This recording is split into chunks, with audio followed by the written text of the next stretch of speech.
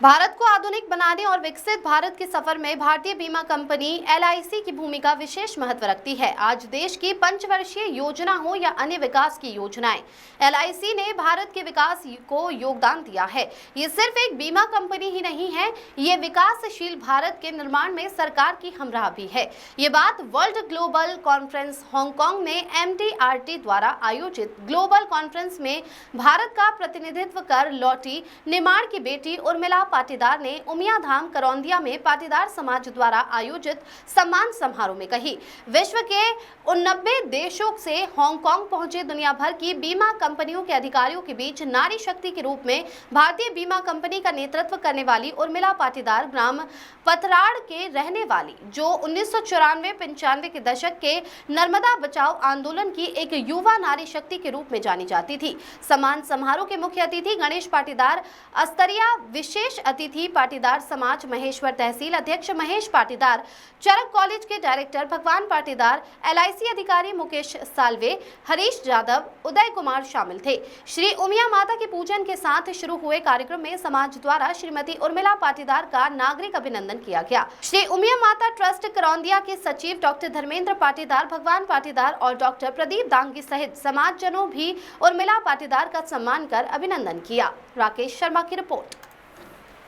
पता था कि आगे कहीं न कहीं जाएगी और आगे कुछ करेगी। उस समय से अच्छी वक्ता बोलने में भी बात हमारे स्कूल टाइम से ही, और इस पौधे को सींचने वाले सुनील जी ने कदम से कदम ताल मिलाई। बिल्कुल उनका तो हार्दिक अभिनंदन, स्वागत यही सही कि हमारी बहन का मतलब उनका व्यक्तित्व को समझा, सुना और उनको आगे बढ़ाया। पर हमारे जैसे हम खेतों में भी पौधा बोल रहे हैं तो अपने आप कुछ खाद और मिश्रण मिलता है। इससे ही इनके मिश्रण खंबे के पीछे बैठे हैं जो इनको शिक्षित करते थे। चूँकि वो दामाद करौंदिया थे और नांदरा में भी फूफा जी के नाम से ही चर्चित थे, और इतनी उम्र में भी इतने एनर्जेटिक, इतने ऊर्जा, जब मिलो तब कुछ न कुछ नया। जैसे दादा को भी नमन, और LIC के अधिकारियों से मैं विश्वास दिलाता हूँ कि अगला पड़ाव बिल्कुल हमारी बहन सही करेगी,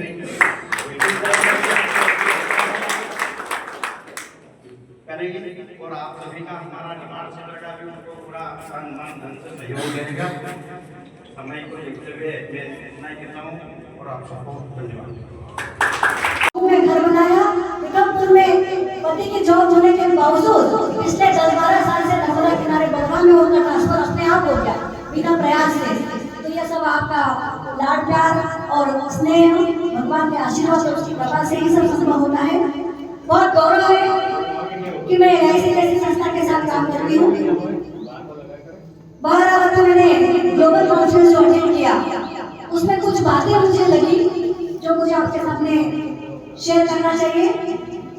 एक स्पीकर का वो कहना था कि दुनिया में सबसे मुश्किल काम है सेल्स। ओके, उर्मिला दीदी, आप एक LIC एजेंट और एक LIC सलाहकार के रूप में आपने इतना बड़ा लंबा सफ़र तय किया है, और MDRT जैसी अंतर्राष्ट्रीय संस्था के जो ग्लोबल कॉन्फ्रेंस थी हांगकांग में, वहाँ से आप लौटी हैं, तो क्या कैसा अनुभव रहा आपका? बहुत ही अच्छा अनुभव रहा वहाँ पर मेरा। और मुझे बहुत खुशी हुई कि मैंने भारत का प्रतिनिधित्व वहाँ पर किया और LIC का भी प्रतिनिधित्व किया वहाँ पर जाकर। और आपको बताते हुए मुझे बहुत खुशी हो रही है कि महू के इतिहास में 58 से महू ब्रांच स्थापित है।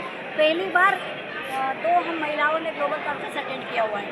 अच्छा, तो इस कॉन्फ्रेंस में की क्या विशेषता थी, क्या आप लोगों ने सीखा वहाँ पर?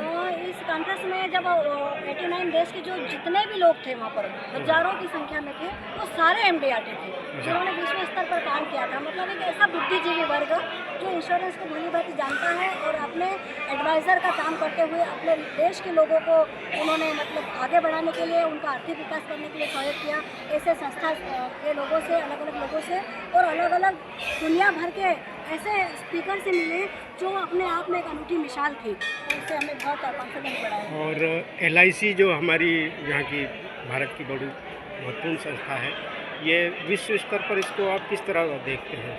आज देखा जाए तो दुनिया में भारत का जो LIC है वो एक ब्रांडेड संस्था और पूरा विश्व में फेमस संस्था है और केवल भारत में नहीं, दूसरे देशों में भी LIC अपना काम कर रही है।